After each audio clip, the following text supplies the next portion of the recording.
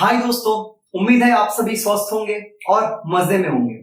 तो जैसा कि हमने पिछले क्लास में पढ़ा था एक्सपोनेंट्स के बारे में, जब हमने देखा था कि कैसे अगर कोई नंबर रिपीटेडली मल्टीप्लाई हो रहा है तो उसे हम एक्सपोनेंट के फॉर्म में इजीली रिप्रेजेंट कर सकते हैं। जैसे कि अगर 9 10 बार मल्टीप्लाई हो रहा है, 9 मल्टीप्लाइड बाय 9 मल्टीप्लाइड बाय 9 ऐसे 10 बार, तो उसे इजीली हम 9 raise to the power of 10 लिख सकते हैं।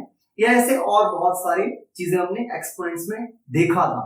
तो आज जो हम कवर करेंगे वो होगा एक्सपोनेंट्स का ही इनवर्स ऑपरेशन, जिसे हम कहते हैं रूट्स। तो ये इनवर्स ऑपरेशन क्या है, ये सवाल आपके दिमाग में आना चाहिए। इनवर्स ऑपरेशन बेसिकली वो पेयर्स ऑफ ऑपरेशंस हैं जो एक दूसरे को अनडू करते हैं, एक दूसरे को रिवर्स करते हैं। थोड़ा अच्छे से समझते हैं इन्हें। जैसे कि एक पेयर ऑफ रिवर्स ऑपरेशन है प्लस और माइनस, या फिर एडिशन और सब्ट्रैक्शन। मैंने क्या बोला, ये इनवर्स ऑपरेशंस क्या होते हैं? ऐसे पेयर्स ऑफ ऑपरेशंस होते हैं जो एक दूसरे को अनडू करते हैं। जैसे कि देखना, अगर मैं एक नंबर कंसीडर करूं 5, अब इसमें एक ऑपरेशन मैं करूं एडिशन का। अगर इस 5 में मैं प्लस 5 कर दूं, ये हमारा ऑपरेशन है जो हो रहा है, एडिशन कर रहे हैं। तो यहाँ पे क्या निकल के आएगा, जो वैल्यू आएगी वो है, जो आंसर आएगा वो है 10। अब इसे अगर अनडू करना होगा, इसे अगर रिवर्स करना होगा, वापस हमें 10 से 5 तक पहुंचना होगा, तो किस ऑपरेशन का यूज करेंगे? सब्ट्रैक्शन का यूज करना होगा। इस वजह से एडिशन इनवर्स है सब्ट्रैक्शन का। और क्योंकि अगर सब्ट्रैक्शन हो रहा होता तो उसे अनडू करने के लिए, उसे रिवर्स करने के लिए जिस ऑपरेशन का यूज करना होता वो होता है एडिशन। इसलिए एक ये दोनों एक दूसरे के क्या है? इनवर्स ऑपरेशंस, इनवर्स ऑपरेशंस है। देखते हैं कैसे रिवर्स होता। अगर ये 10 तक आ चुका है, अब 10 से वापस 5 पहुंचने के लिए हमें सब्ट्रैक्शन करना होगा। मतलब 10 से हमें एग्जैक्टली इसका अपोजिट करना होगा, प्लस 5 की जगह -5, और वापस से हम इस 5 तक पहुंच गए। सेम मल्टीप्लिकेशन और डिवीजन के साथ भी होगा। अगर कोई चीज मल्टीप्लाई हो चुकी है उसे अनडू करने के लिए आपको डिवीजन करना होगा। इसे भी देखते हैं कैसे। सेम एक नंबर फिर से कंसीडर करते हैं, सेम उसी नंबर को जो कि है 5। अब यहां पे अगर मैं 5 का मल्टीप्लाई कर दूं 5 के साथ, तो हमें क्या मिलने वाला है? 25। अब यहां पे जो मैंने ऑपरेशन किया है, 5 से हम जो 25 तक पहुंचे हैं, इसे अनडू करना है, रिवर्स करना है। वापस 5 तक अगर हमें पहुंचना है तो क्या करना होगा? मल्टीप्लिकेशन का इनवर्स करना होगा, जो कि है डिवीजन। तो जो मल्टीप्लाई बाय 5 की हम लोग उससे डिवाइड बाय 5 करना होगा, इस एंडिंग यहां से लेकर, है ना। और 25 डिवाइड बाय 5 क्या आएगा? आपको पता है, ये आएगा वापस से 5। तो ये है इनवर्स ऑपरेशन का कॉन्सेप्ट। मैं एक बार और रिपीट करता हूं, अभी हमने क्या बात की। कोई भी अगर पेयर ऑफ ऑपरेशंस एक दूसरे को अनडू करते हैं तो उन्हें हम इनवर्स ऑपरेशंस कहते हैं। वैसे ही एक्सपोनेंट का जो इनवर्स ऑपरेशन है वो है रूट्स। देखते हैं अब इन्हें और अच्छे से। सपोज मैं एक नंबर कंसीडर किया जो कि है 4। अब इसके साथ मैंने एक्सपोनेंटल ऑपरेशन किया, इसका मैंने स्क्वायरिंग कर दिया, तो हमें क्या मिला? 16 मिला। अब इसे अनडू करने के लिए वापस से 16 से 4 आने के लिए कौन सा ऑपरेशन करना होगा? एग्जैक्टली हमें यहां पे 16 का रूट करना होगा। वो भी कौन सा रूट? Exactly square root. तो जहां हम ये वापस से ये ऑपरेशन लगाए रूट वाला, जो कि एक्सपोनेंट का इनवर्स है, ये 16 वापस से 4 बन गया। मतलब ये ऑपरेशन अनडू हो गया इस ऑपरेशन की मदद से। तो क्या समझ आ रहा है? जो रूट है वो इनवर्स ऑपरेशन है एक्सपोनेंट का। कोई भी ऑपरेशन करने के लिए उसका एक सिंबल होता है। जैसे कि एडिशन में हम प्लस साइन का यूज करते हैं, सब्ट्रैक्शन में इस साइन का जिसे माइनस साइन कहते हैं, मल्टीप्लिकेशन में क्रॉस साइन का, डिवीजन में कुछ ऐसे साइन का, और उसी तरीके से एक्सपोनेंट्स में हम कैसे साइन का यूज करते हैं? एक फुल साइज नंबर होता है और जो भी एक्सपोनेंट होता है वो उसके टू द राइट टॉप में छोटा सा लिखा हुआ होता है। सेम वैसे ही रूट का भी साइन होता है जो कि कुछ इस तरीके से दिखता है। अब कई लोग इसमें कंफ्यूज हो जाते हैं कि तो डिवीजन साइन के जैसा ही दिख रहा है। अगर कुछ ऐसा लिखा हुआ तो इसे वो 26 3 से डिवाइड हो रहा है, कुछ ऐसा समझ जाते हैं। बट ऐसा नहीं है। डिवीजन साइन जो होता है उसका ये वाला पार्ट होता है वो कर्व्ड होता है, और जो रूट का साइन है यहाँ पे वो ये जो पार्ट है वो एक चेक मार्क की तरह दिखाई दे रहा होता है। इस साइन को रेडिकल साइन भी बोलते हैं, यहाँ पे लिखा हुआ है। रूट को रेडिकल्स भी बोलते हैं और इस साइन को रूट साइन के अलावा रेडिकल साइन भी बोलते हैं। और जो नंबर इसके अंदर लिखा हुआ होता है उसे बोलते हैं रेडिकांड। और यहां पे जो नंबर होता है इस पोजीशन पे उसे बोलते हैं इंडेक्स नंबर। ये कोई भी होल नंबर हो सकता है, 2 3 4 5 6 और 0 1, उससे पूरी आगे इंफिनिटी तक। तो अब समझते हैं ये हमें क्या कहना चाह रहा है। अगर मैं ऐसे लिखता 4 रेज़ टू द पावर 2, तो ये हमें क्या कह रहा है, हमें ऐसा नंबर फाइंड करना है यहाँ पे जो 4 को 2 टाइम्स मल्टीप्लाई करने से आता हो। या फिर ये कह सकते हैं यहाँ पे क्या दिखाई दे रहा है कि 4 2 टाइम्स मल्टीप्लाई हो रहा है, जिससे यहाँ पे 16 आ जाएगा। लेकिन ये क्या कह रहा है, ये जो रूट ओवर 16 है ये हमें क्या बताना चाह रहा है, ये बोल रहा है कि ऐसा कोई नंबर है जो किसी पर्टिकुलर टाइम्स मल्टीप्लाई हो रहा है जिससे कि 16 आ रहा है। अच्छा, लेकिन कितने बार, मैंने ये नहीं बोला, मैंने क्या बोला, किसी पर्टिकुलर टाइम्स मल्टीप्लाई हो रहा है, लेकिन कितने बार मल्टीप्लाई हो रहा है ये तो पता करना पड़ेगा। जो भी आंसर यहाँ पे आएगा उसके एक्सपोनेंट में लिखा हुआ होता है कि वो कितने बार मल्टीप्लाई हुआ फिर 16 आया, लेकिन ये तो हमारे पास है नहीं। तो हमें कौन बताएगा कि कितने बार कोई नंबर मल्टीप्लाई हो रहा है जिससे कि 16 आ रहा है, वो बताएगा ये रूट का सिंबल। यहाँ पे जो भी इस इंडेक्स पोजीशन पे नंबर होगा वही हमें बताएगा कि कोई नंबर कितने बार मल्टीप्लाई हुआ है जिससे कि 16 यहाँ पे आ रहा है। और यहाँ पे कोई भी साइन क्यों नहीं था वो हम आगे डिस्कस करेंगे। अगर कोई भी साइन नहीं होता है फिर यहाँ पे 2 होता है, पर वो क्यों नहीं होता हम आगे डिस्कस करेंगे। अभी के लिए आप समझ ले इस इंडेक्स पोजीशन पे 2 है। अभी क्या कहना चाह रहा है कि किसी पर्टिकुलर नंबर को हम 2 बार मल्टीप्लाई कर रहे हैं तो 16 आ रहा है। ऐसा कौन सा नंबर है जिसको 2 बार मल्टीप्लाई करने से 16 आता है, वो है 4 एग्जैक्टली। तो क्या यहाँ पे आप देख पा रहे हैं कैसे एक्सपोनेंट और रूट एक दूसरे के इनवर्स है। तो जैसा कि हमने देखा ये स्क्वायर रूट ऑफ 16 4 आ रहा है, तो वैसे ही अगर मैं ये लिखूं तो ये हमें क्या कहना चाह रहा है कि ऐसा कौन सा नंबर है जिसे 4 बार अगर मल्टीप्लाई करें तो 16 आएगा। ऐसा कौन सा नंबर है, वो नंबर है 2। तो यहाँ पे 4th रूट ऑफ 16 का वैल्यू जो आ रहा है वो है 2। ठीक है, थोड़ा सा और आगे समझते हैं। अगर मैं इसे इस तरीके से लिख दूं 3rd रूट ऑफ 27, ये क्या कहना चाह रहा है कि ऐसा कौन सा नंबर है जिसे 3 बार मल्टीप्लाई करें, 3 से मल्टीप्लाई नहीं 3 बार मल्टीप्लाई करें तो 27 आएगा। ऐसा कौन सा नंबर है, वो है 3 को 3 बार मल्टीप्लाई करने से 27 आएगा। ध्यान देना कि मैं इसे इस तरीके से नहीं लिख रहा हूं, वो गलत भी होगा क्योंकि ये 3 मल्टीप्लाइड बाय 3 मल्टीप्लाइड बाय 3 तो 27 के इक्वल आएगा ना। और यहाँ पे क्या लिखा हुआ है 3rd रूट ऑफ 27, जिसका मतलब क्या है, ऐसा नंबर जिसको 3 बार मल्टीप्लाई करने से 27 आता है।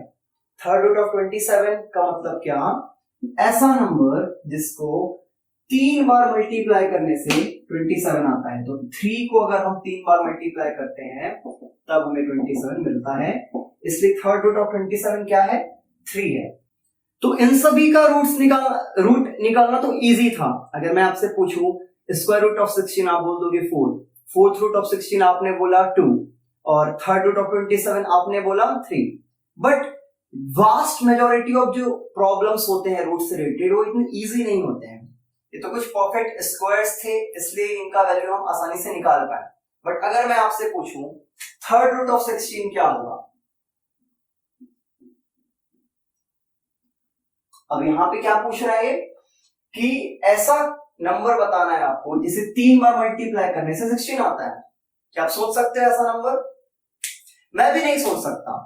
तो ऐसे प्रॉब्लम्स को हम बेसिकली या तो कैलकुलेटर से या फिर लॉन्ग डिवीजन मेथड से या फिर कुछ स्पेशल एल्गोरिथम से सॉल्व करते हैं। तो अगर आप इसको कैलकुलेटर से सॉल्व करोगे तो इसकी वैल्यू आएगी 3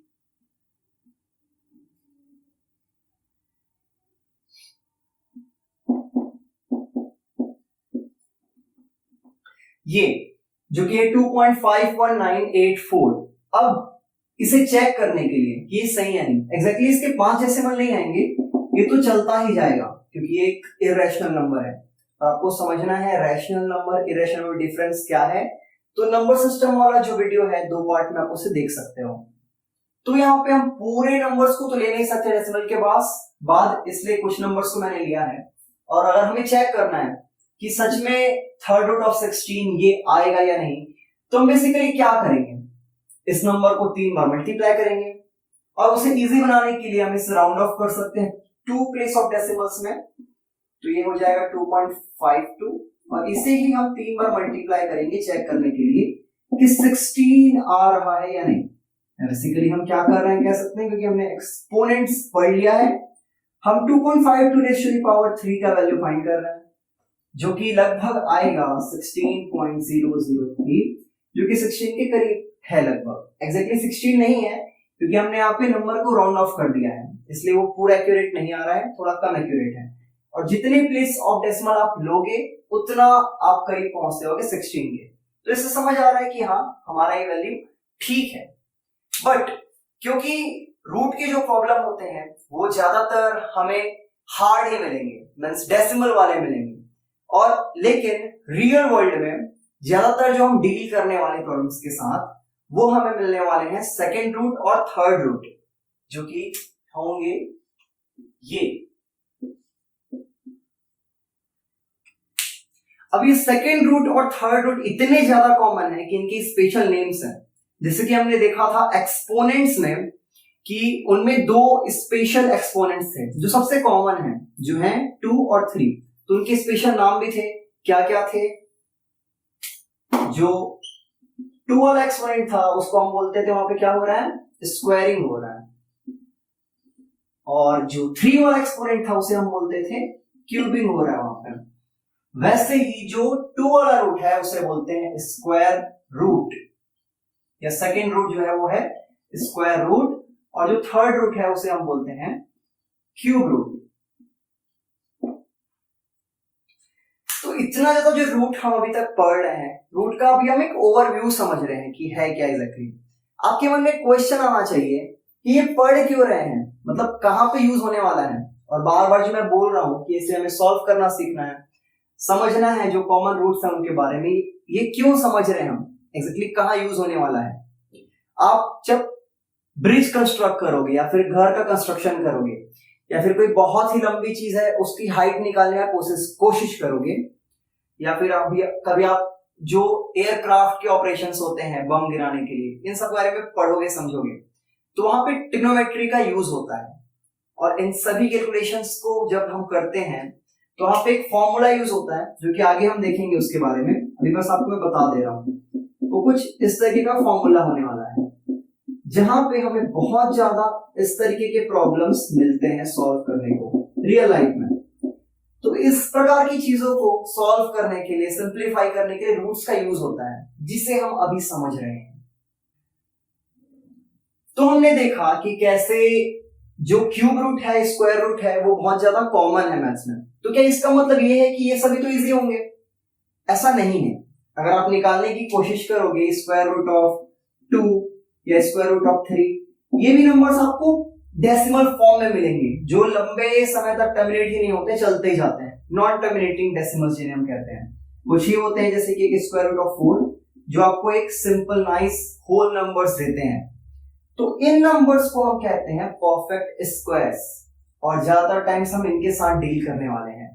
और परफेक्ट स्क्वायर्स क्या क्या होते हैं, जो कि है 1, 4, 9 और 16, इस तरीके से आगे और हैं। परफेक्ट स्क्वायर का डेफिनेशन अगर आप एक लाइन में कहें तो वो ये हो सकता है, वो नंबर्स जिनका स्क्वायर रूट एक होल नंबर है, जिसका स्क्वायर रूट डेसिमल के फॉर्म में नहीं आने वाला है, वो क्या होगा, एक होल नंबर होगा। जैसे कि 4 का जो स्क्वायर रूट है वो है 2, 9 का स्क्वायर रूट है जो कि है 3, 16 का स्क्वायर रूट है जो कि है 4, वैसे ही 25 का स्क्वायर रूट है जो कि है 5। ये सभी होल नंबर्स हैं। तो परफेक्ट स्क्वायर क्या हुआ, ऐसे नंबर जिनका स्क्वायर रूट एक होल नंबर है। और ये जो शुरुआत के 10 से 20 लगभग परफेक्ट स्क्वायर्स हैं, उनके बारे में आपको पता होना चाहिए, क्योंकि इनका यूज आगे हम करने वाले हैं। दोस्तों याद करना, कई बार ऐसा हुआ हो आपके साथ, एग्जाम के बाद आपने आंसर शीट देखा होगा अपना, और आपने आंसर तो बिल्कुल ठीक लिखा होगा मैथ्स में, लेकिन फिर भी टीचर ने बोला होगा कि आपके लिखने का तरीका गलत है, आपका मेथड दूसरा है, जो मैंने पढ़ा है वो नहीं है, और आप फिर भी अंत में जिद करते रहोगे सर इसका मतलब भी तो आखिर यही है ना। फिर भी उन्होंने क्या बोल दिया होगा कि नहीं, आपका तरीका अलग है। फॉर एग्जाम्पल, जैसे कि 1 एक नंबर है, अब इसे कई तरीके से लिखा जा सकता है। कई लोग इसे 2/2 लिख देते हैं, जो कि टेक्निकली 1 ही है और सही है, या कई लोग इसे 1 + 0 में ही छोड़ देते हैं, इसका मतलब भी 1 ही तो है, या कई लोग इसे √1 लिख देते हैं, और फिर अंत में हमें कहा जाता है कि नहीं, आपको इसे इस तक पहुंचाना था, इस लेवल तक सिंप्लीफाई करना था। तो आपके दिमाग में क्वेश्चन आना चाहिए कि मैथ्स में ऐसा क्यों होता है, मतलब हमें नंबर को इन द एंड इस तरीके से सिंप्लीफाई क्यों करना पड़ता है। एक रियल लाइफ एग्जांपल लेते हैं। सपोज आप मेरे पास आए, आपने मुझसे पूछा सर आपका फेवरेट फ्रूट क्या है, मैंने जवाब दिया वो जो कुछ इस प्रकार के शेप का होता है, जिसके ऊपर एक डंडी होती है, जो लाल कलर का भी होता है, हरे कलर का भी होता है, कुछ रेड स्ट्राइप्स होती है, उसमें ब्लैक कलर के छोटे छोटे सीड्स होते हैं, मुझे वो फल पसंद है। आपका दिमाग खराब हो जाएगा, आप बोलोगे सर सिंपल बोल दो ना एप्पल पसंद है। तो वैसे ही मैथ्स में भी चीजों को आसान बनाने के लिए, स्टैंडर्डाइज करने के लिए, सभी के लिए एक कॉमन लेवल बनाने के लिए, एक कॉमन तरीका बनाने के लिए कि सब सेम तरीके से समझ पाए उसे, हम इस सिंप्लीफिकेशन का यूज करते हैं। जैसे कि हम वहां पे डायरेक्ट एप्पल बोल दें, ऐसा हमने कहा ना, सेम वैसे ही जिस प्रकार से ये नंबर्स हैं, तो वहां पे उनको हम डायरेक्ट 1 में सिंप्लीफाई करें, ऐसा मैथमेटिक्स में होता है। रीजन मैंने आपको बताया, चीजों को आसान बनाने के लिए, स्टैंडर्डाइज करने के लिए।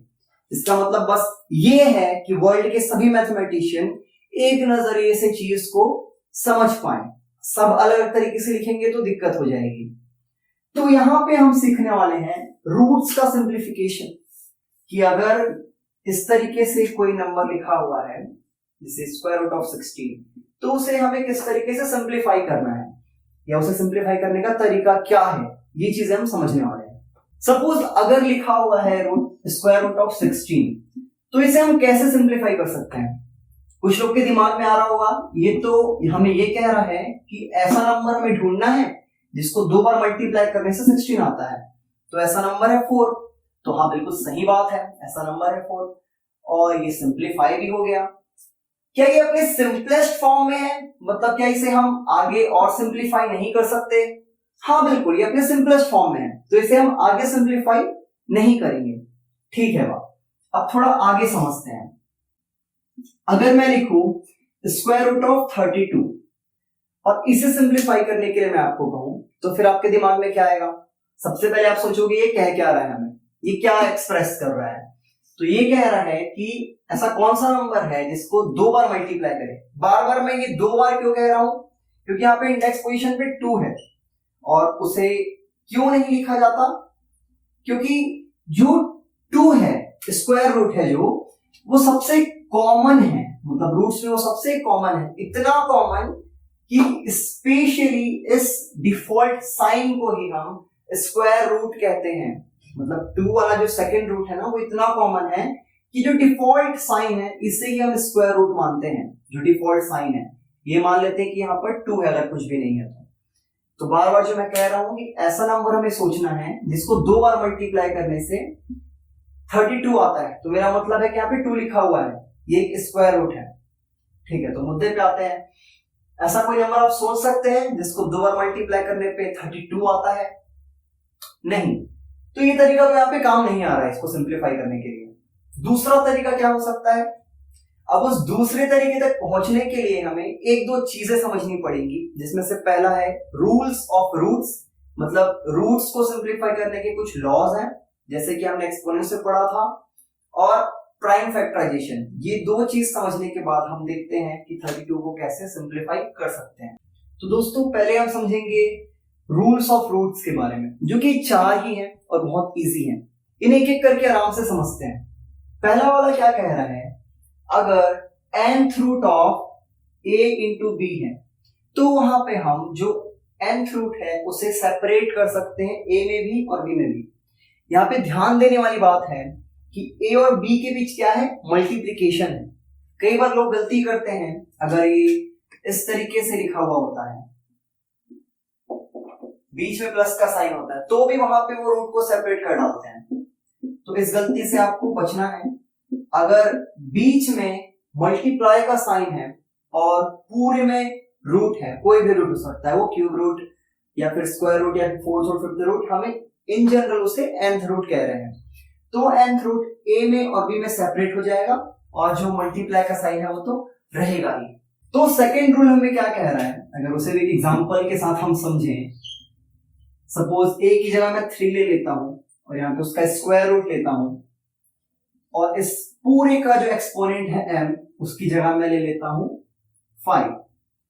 तो यहाँ पे क्या दिखाई दे रहा है कि एक एक्सप्रेशन है स्क्वायर रूट ऑफ 3 जिसका एक पूरा पूरा एक्सपोनेंट है 5, और इस रूल के अकॉर्डिंग हम इसे कैसे लिख सकते हैं, हम इसको बस बेस नंबर लिख के जो एक्सपोनेंट है 5 उसे डिवाइड कर सकते हैं इस इंडेक्स नंबर से जो इस रूट में है, जो कि है 2। तो ये क्या हो गया, 3 रेज टू द पावर 5/2, मतलब square root of 3 whole raise to the power 5 क्या बन गया, 3 रेज टू द पावर 5/2। अच्छा, अगर ये कुछ इस प्रकार से होता तो 10th root of 23 raise to the power 2, तो हम इसे कैसे लिख सकते थे, बिल्कुल सही बात, बेस नंबर जो 23 वो अपनी जगह आता, ये एक्सपोनेंट अपनी जगह रहता, और ये जो रूट का इंडेक्स नंबर है ये यहाँ पे डिनोमिनेटर में आ जाता 2 के साथ। क्या ये और आगे सिंप्लीफाई हो सकता है, कुछ लोग बोल रहे होंगे 23 का हम उसको मल्टीप्लाई कर देते हैं 2/10 टाइम्स, जो एक्सपोनेंट का मतलब तो यही होता है। नहीं, यहाँ पे एक और चीज हो सकती है, ये जो एक्सपोनेंट आपको दिखाई दे रहा है ये सिंप्लीफाई भी हो जाएगा, मतलब ये एक फ्रैक्शन है और यहाँ पे हमें दिख रहा है कि एक दूसरे के फैक्टर है, यहाँ पे कुछ कॉमन फैक्टर है, 2 1s 2 5s, तो वो इस तरीके से आ जाएगा। दोस्तों कुछ उसी तरीके से ये जो थर्ड वाला एग्जांपल, थर्ड वाला रूल भी है जो कि बहुत इजी है, और जैसे कि यहाँ पे मल्टीप्लिकेशन के साथ हो रहा था वैसे ही डिवीजन के साथ हो रहा है और कुछ फर्क नहीं है। यहाँ पे हमें दिखाई दे रहा है a/b क्या है, एक्सप्रेशन है, इसका nth रूट हो रहा है, और यहाँ पे जो ये nth रूट है इसे हम सेपरेट कर सकते हैं a में भी और b में भी। क्या आपको कुछ ये एक्सपोनेंट की लॉ जैसा नहीं दिख रहा है, जहां पे कुछ इस प्रकार से दिखाई देता था, a/b का एक्सप्रेशन होता था, पावर में m होता था, तो वो डिस्ट्रीब्यूट हो जाता था a में भी और b में भी, कुछ उसी तरह से यहाँ पर हो रहा है। अब बात करते हैं लास्ट में फोर्थ वाले रूल की, जो कि है अगर कोई एक नंबर है a, उसका nth रूट हो रहा है, nth रूट से ऑपरेट कर रहे हैं और एक्सपोनेंट में n है, तो क्या आएगा, अभी इसको आप ध्यान मत दीजिए, जो a इक्वल में लिखा हुआ है, बस इसे कंपेयर करते हैं किस रूल से मैच हो रहा है। तो आप अगर बुद्धिमान है तो आप देख पाएंगे ये सेकेंड रूल से मैच हो रहा है, जहां पे सिंपली हमें ये कहा गया था कि ये जो रेडिकल है, रूट है, उसे आप उठा के एक्सपोनेंट में पहुंचा सकते हो, और जब ऐसा आप करोगे तो जो ये इंडेक्स पोजीशन पे नंबर है इस रूट में वो 1 के डिवाइड में आएगा, मतलब फ्रैक्शन के फॉर्म में आएगा, कुछ इस तरीके से। अगर यहाँ पे रूट n है तो वो यहाँ पे ऊपर फ्रैक्शन के फॉर्म में चला जाएगा, जिसे डायरेक्टली हम मल्टीप्लाई करके इस प्रकार से लिख रहे थे। यहाँ पर भी हो वही रहा है, आप अगर ध्यान देंगे तो ये जो n है ये 1/n की तरह से ऊपर गया और ऊपर m से मल्टीप्लाई हुआ है, और हमें पता है जब मल्टीप्लाई होता है तो न्यूमरेटर से मल्टीप्लाई होता है और डिनोमिनेटर से मल्टीप्लाई होता है, तो यहाँ पर m/n आ रहा था। उसी तरह से यहाँ पे क्या आएगा, n/n आएगा, और क्योंकि एक फ्रैक्शन है इसे आप सिंप्लीफाई करोगे तो n और n कैंसिल हो रहे हैं और बच क्या रहा है, केवल a। इसका मतलब क्या समझ आ रहा है, अगर कोई भी नंबर हो कुछ इस प्रकार से, उसका कोई एक एक्सपोनेंट हो और ये जो इंडेक्स नंबर है इस रेडिकल में और यहाँ पर जो उसका होल एक्सपोनेंट है वो सेम हो, तो डायरेक्टली आप इसे बेस नंबर के इक्वल लिख सकते हो। और हो क्या रहा है यहाँ पे, ये भी समझना है आपको, ये जो इंडेक्स नंबर है इस रूट में, ये ऊपर जाके क्या हो रहा है, मल्टीप्लाई हो रहा है अपने रेसिप्रोकल के फॉर्म में, या फिर आप ये कह सकते हो ये ऊपर एक्सपोनेंट को जाके डिवाइड कर रहा है, जिससे कि ये 1 बन जा रहा है। और कुछ भी रेज टू दी पावर 1 क्या होता है, वही होता है, सेम नंबर होता है, हमने पढ़ा है। तो ये क्या हो रहा है यहाँ पे, 3 2/2 इक्वल्स टू 3। दोस्तों अब हम समझेंगे प्राइम फैक्टराइजेशन के बारे में।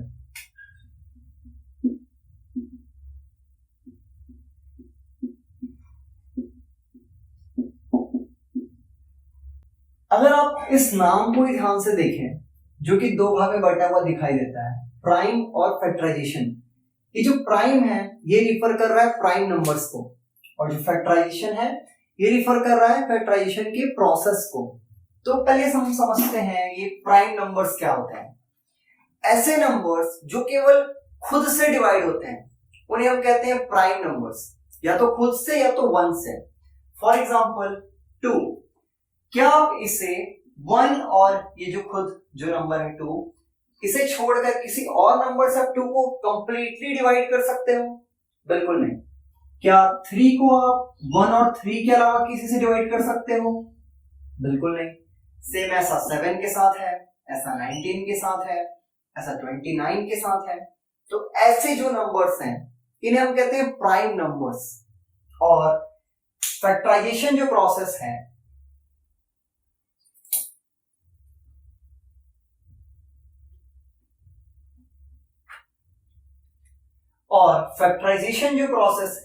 वो क्या कहता है, कोई भी नंबर है उसे सिंपलेस्ट फॉर्म में तोड़ देना। जैसे कि अगर 20 है, अगर उसका मैं फैक्टराइजेशन कर दूं तो वो क्या हो सकता है, वो हो सकता है कुछ इस प्रकार से, 2 5 10, 10 2 20, 21 20, उसे अपने फैक्टर्स के फॉर्म में तोड़ देना, यही क्या है, फैक्टराइजेशन। पर अगर हम इसे इसके प्राइम फैक्टर्स के फॉर्म में तोड़े तो उसे कह देते हैं प्राइम फैक्टराइजेशन। यहाँ पे तो इसका प्राइम फैक्टराइजेशन ही हुआ है, क्योंकि सभी जो है वो प्राइम नंबर्स हैं, इसके प्राइम फैक्टर्स हैं। अगर मैं एग्जांपल लूं 18 का, अब 18 का फैक्टराइजेशन करें तो हम उसे इस तरीके से कर सकते हैं, 2 3 6 और 6 3 18, ये सभी क्या है, प्राइम नंबर्स हैं, तो ये इसका प्राइम फैक्टराइजेशन हुआ। कई बार अगर कुछ ऐसा दिखाई दे, सपोज आपने किसी नंबर को फैक्टराइज किया है और उसके फैक्टर्स ये मिल रहे हैं, किस नंबर को फैक्टराइज किया होगा, 24 को, तो यहां पे जो 4 है क्या वो प्राइम नंबर है? बिल्कुल नहीं, इसे प्राइम नंबर में चेंज करना होगा, जो कि है 2 times 2, और ये कुछ इस तरीके से दिखाई देगा। तो अब हम कह सकते हैं इसका प्राइम फैक्टराइजेशन हो गया है। एक लाइन में सिंपली कहें, प्राइम फैक्टराइजेशन का मतलब उसे उसकी प्राइम फैक्टर्स के फॉर्म में लिख देना, उन फैक्टर्स के फॉर्म में जो कि प्राइम नंबर्स हैं। अब जब हम रूल्स ऑफ रूट्स और प्राइम फैक्टराइजेशन समझ चुके हैं तो वापस आते हैं अपने एग्जांपल में, जो कि था स्क्वायर रूट ऑफ 32। और हम यहाँ पे फंस गए थे, क्योंकि हम जब ये सोच रहे थे ऐसा कौन सा नंबर है जिसे 2 बार मल्टीप्लाई करने में 32 आता है, तो हम सोच नहीं पा रहे थे। और अगर हम इसे इसका वैल्यू ही निकाल देते हैं, सिंप्लीफाई करने के लिए इसका स्क्वायर रूट ही निकाल देते हैं, तो भी जो हमें नंबर मिलता वो होता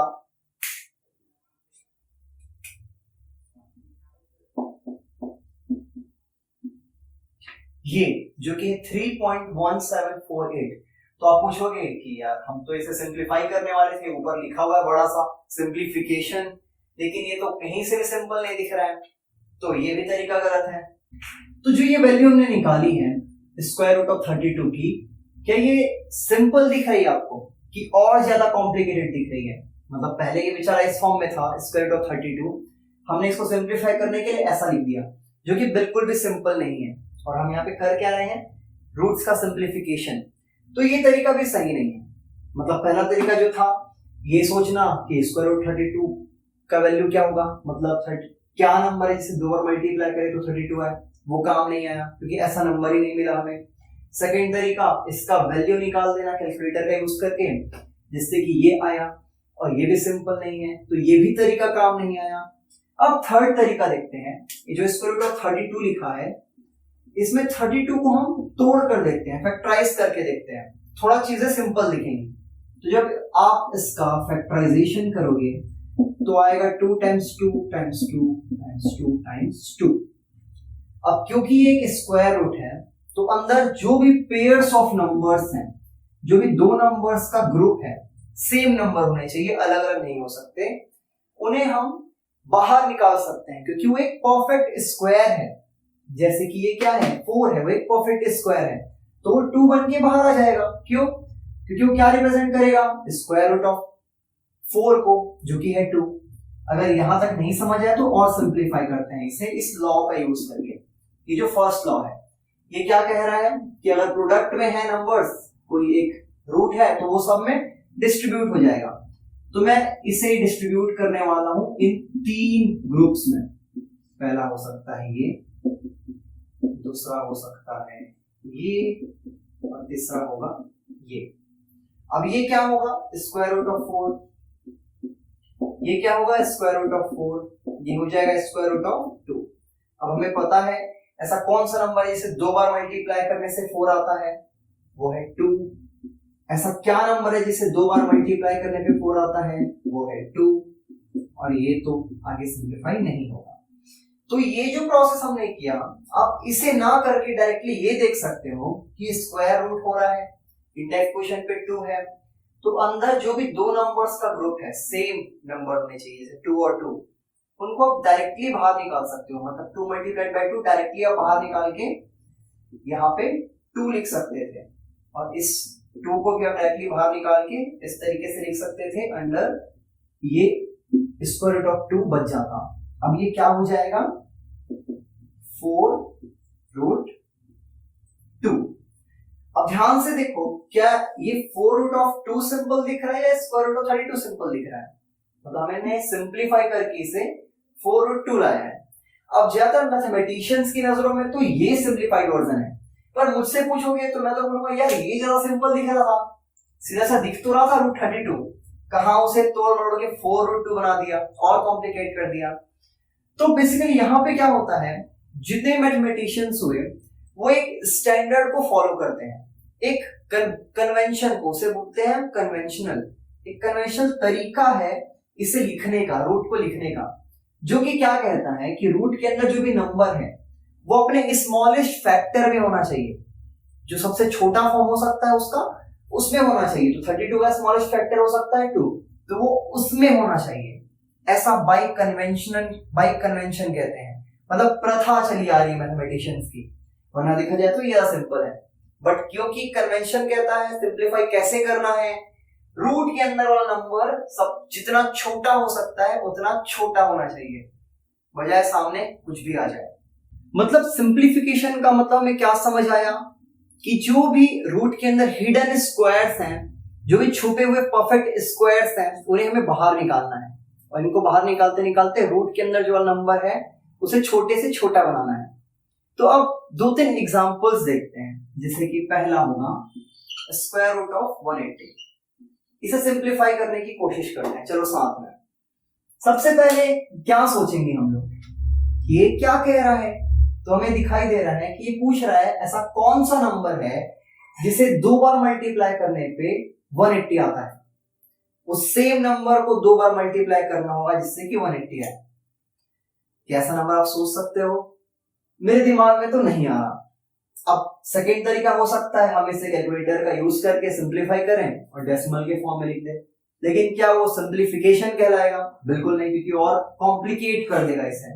थर्ड तरीका है इसे फैक्टराइज करना, तो वो हम करते हैं, 180 को फैक्टराइज करने की कोशिश करते हैं। अच्छा, अब वो छोटे छोटे नंबर जैसे कि उस टाइम हमने किया था ना, 2 को 5 में मल्टीप्लाई किया 32 में, वो हम नहीं करेंगे, क्योंकि अभी कुछ देर पहले मैंने बात कही हमें इससे छुपे हुए परफेक्ट स्क्वायर्स को निकालना है। तो ध्यान देते हैं क्या कुछ ऐसे परफेक्ट स्क्वायर्स के बेस में फैक्टराइज हो सकता है। स्टार्टिंग से देखते हैं तो एक परफेक्ट स्क्वायर है 4, सबसे पहला 1 के बाद, तो हम इसे 4 से फैक्टराइज करने की कोशिश करते हैं। बेसिकली मैं एलसीएम निकाल रहा हूं यहाँ पर, तो ये आ जाएगा 4 4 16, देन 4 5 20। अब ये 4 से तो डिवाइड होने से रहा 45, तो इसे हम करेंगे 5 से डिवाइड, और जब 5 से करेंगे तो आएगा 5 9 जा, उसके बाद 3 से ये हो जाएगा 3 3 जा 3 1 जा। तो कुछ इस तरीके से ये फैक्टराइज होता दिखाई दे रहा है। अब क्योंकि ये परफेक्ट स्क्वायर है तो ये डायरेक्टली हमें पहले इसे इस तरीके से अलग कर लेते हैं, थोड़ा सा इजी लगेगा। 3 ग्रुप में मैंने बांट दिया। अब स्क्वायर रूट ऑफ 4 क्या होता है? 2 होता है। क्यों? यहाँ पे क्या पूछ रहा है, ऐसा कौन सा नंबर है जिसे 2 बार मल्टीप्लाई करने पे 4 है? वो है 2। क्या हमें स्क्वायर रूट ऑफ 5 पता है क्या होता है? नहीं पता। अगर निकालेंगे वैल्यू डेसिमल में आएगा, जो कि चीज कॉम्प्लिकेट करेगा, सिंपल नहीं। स्क्वायर रूट है, अंदर 2 ग्रुप ऑफ, मतलब एक ग्रुप है नंबर का 3 का, एक पेयर है कहना चाहिए 2 नंबर्स का, तो डायरेक्टली ये जो 3 है वो बाहर आ जाएगा। यहां पर लिखा हुआ है square root of 9, basically square root of 9 क्या होगा? 3 होगा। या स्क्वायर रूट है और 2 जो नंबर्स हैं सेम है, मल्टीप्लाइड में पेयर है उनका, तो वो बाहर आ गया। अब इसे मल्टीप्लाई करते हैं 2 से, रूट 5 तो डायरेक्टली मल्टीप्लाई होके कुछ दे नहीं रहा, लेकिन 2 मल्टीप्लाई बाय 3 6 दे रहा है, और वो रूट 5 से मल्टीप्लाई हो जाएगा, तो ये आ गया 6 रूट 5। तो यहाँ पे स्क्वायर रूट ऑफ 180 सिंप्लीफाई होके आया 6 रूट ऑफ 5 या 6 स्क्वायर रूट ऑफ 5। एक और एग्जांपल लेते हैं स्क्वायर रूट ऑफ 72 का। अब सेम तरीका आजमाएंगे, पहले देखेंगे क्या कह रहा है। तो ये कह रहा है ऐसा कौन सा नंबर है जिसको 2 बार मल्टीप्लाई करने पे 72 आए? तो ऐसा कोई नंबर है क्या? शुरुआत से देखते हो। अगर ऐसा कोई नंबर हुआ तो एक परफेक्ट स्क्वायर होना चाहिए। मैंने आपसे कहा कि आप शुरुआत में ही परफेक्ट स्क्वायर लिस्ट के बारे में आपको पता होना चाहिए। परफेक्ट स्क्वायर शुरुआत के 10-20 आपको पता होने चाहिए। तो ये उस लिस्ट में नहीं आता। इसका मतलब क्या है? इसका स्क्वायर रूट एक होल नंबर नहीं है। इसका मतलब ऐसा आपको नंबर नहीं मिलेगा होल नंबर्स में जिसको आप 2 बार मल्टीप्लाई करो तो 72 आए। तो वो तरीका भी हम नहीं आजमा सकते यहाँ पे। सेकेंड है, इसका मैं वैल्यू निकाल दूं कैलकुलेटर से, और एक डेसिमल वाला नंबर है बड़ा सा, वो भी हम यूज नहीं करेंगे क्योंकि हम क्या कर रहे हैं? सिंप्लीफिकेशन। तो फिर थर्ड तरीके पे आते हैं जो कि है इसका फैक्टराइजेशन। अब 72 का फैक्टराइजेशन करेंगे। सबसे पहले मुझे दिख रहा है जिस एक बड़ा नंबर जिसे डायरेक्टली डिवाइड कर दे वो है 9, 9 8 जा 72। उसके बाद ये हो सकता है 4 2 जा और 2 1 जा। तो यहाँ पे क्या है इसके factors? 9 multiplied by 4 multiplied by 2। फिर से फर्स्ट लॉ का यूज करेंगे, तीनों को अलग अलग ग्रुप में डाल देंगे। उसके बाद देख रहे हैं यहाँ पे क्या लिखा हुआ है? स्क्वायर रूट ऑफ 9, मतलब अंदर क्या दिख रहा है? 3 मल्टीप्लाइड बाय 3, तो ये डायरेक्टली आ जाएगा 3। अच्छा, ये किस तरीके से आ रहा है इसे अगर थोड़ा और हम समझें तो ये क्या लिखा हुआ है एग्जैक्टली यहाँ पे? 3 मल्टीप्लाइड बाय 3। इस चीज को ध्यान देंगे ना, इस एक्सप्रेशन को। और ये जो दिखाई दे रहा है आपको स्क्वायर रूट, वो क्या कह रहा है कि यहाँ पे इंडेक्स पोजीशन पे है 2। और अगर मैं ये वाले लॉ का यूज करूं तो पहले मैं 3 को लिखूंगा यहाँ पे 3 का स्क्वायर, क्योंकि 3 2 बार मल्टीप्लाई हो रहा है, और ये जो रूट है उसका जो इंडेक्स है उसको ले जाके इस एक्सपोनेंट के डिनोमिनेटर में डाल दूंगा इस लॉ का यूज करके। मतलब ये जो 2 है यहाँ पे अपॉन में आ गया। अभी 2 और 2 कैंसिल हुआ, जिसकी वजह से क्या है? 3 नीचे चले गए। इस वजह से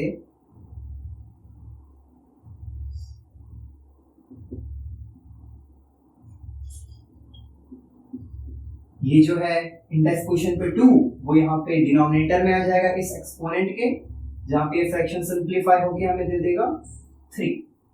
तो इस वजह से हम डायरेक्टली स्क्वायर रूट ऑफ 9 को 3 लिख पा रहे हैं। इन द एंड वो इस प्रोसेस से गुजर के हमें 3 ही देने वाला है। अब आगे बढ़ते हैं। ये स्क्वायर रूट ऑफ 4 क्या होगा उसी प्रोसेस से? बिल्कुल सही, ये हो जाएगा 2,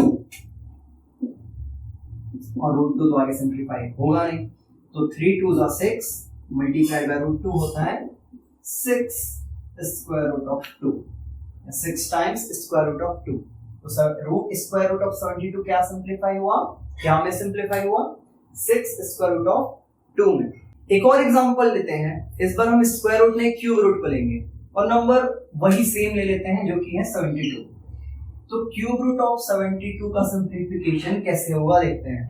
तो हम यहाँ पे 72 को फैक्टराइज करेंगे, और फैक्टराइज करने का मतलब क्या, उसे उसके फैक्टर्स में तोड़ देंगे। तो अभी तक मैं क्या कर रहा था, जो भी बड़ा नंबर मेरे दिमाग में आता था, जो इसे डिवाइड करे, मैं डायरेक्टली लिख रहा था।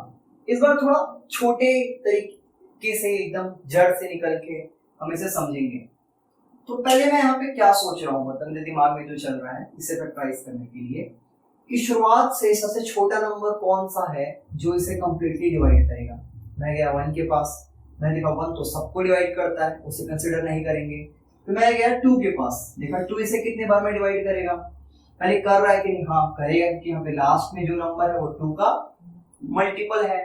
तो अब 2 इसको 36 टाइम्स में डिवाइड कर रहा है। वो मैंने कैसे देखा, पहले 2 3 6 जो कि 7 में है, और फिर 7 का जो 1 बचा है वो गया कैरी के रूप में, और फिर जो 12 है वो गया 6 टाइम्स में।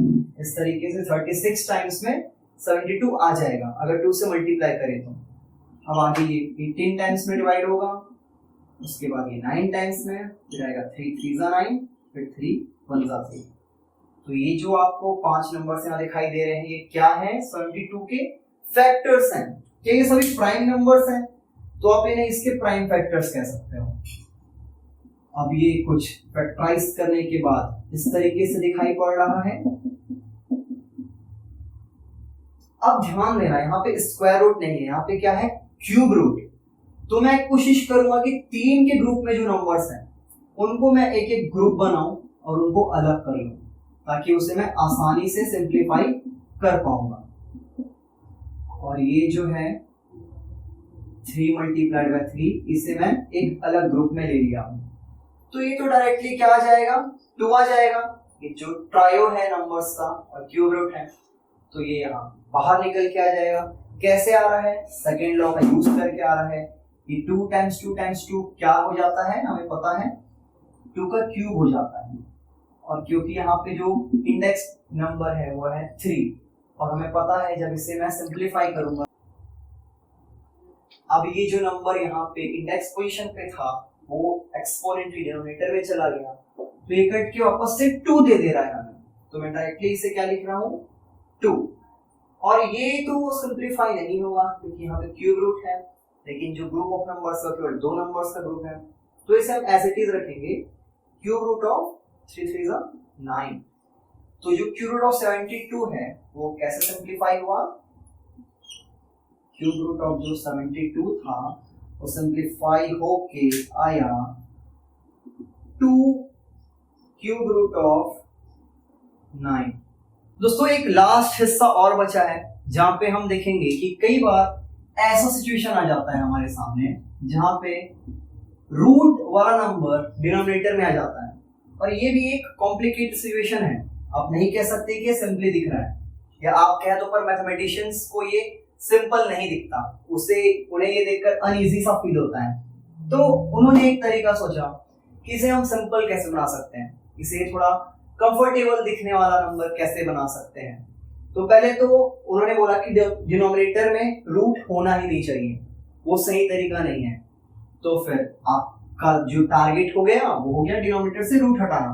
तो इसका एक प्रोसेस है सिंपल, जिसे कहते हैं रैशनलाइजेशन ऑफ अ डिनोमिनेटर।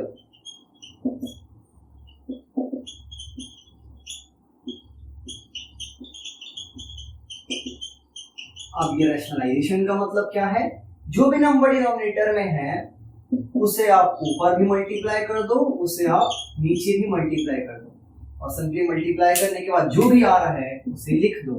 तो 3 मल्टीप्लाइड बाय रूट 2 होगा 3 रूट 2, और रूट 2 मल्टीप्लाइड बाय रूट 2 क्या होगा, वो होगा 2। कैसे होगा, अगर आप सिंपली रूल में जाए तो ये तो बेसिकली एक रूल है, cube root of a into cube root of a होता है। कैसे होता है आपको मैं यहीं पर समझा देता हूं। ये cube root of A basically क्या होगा,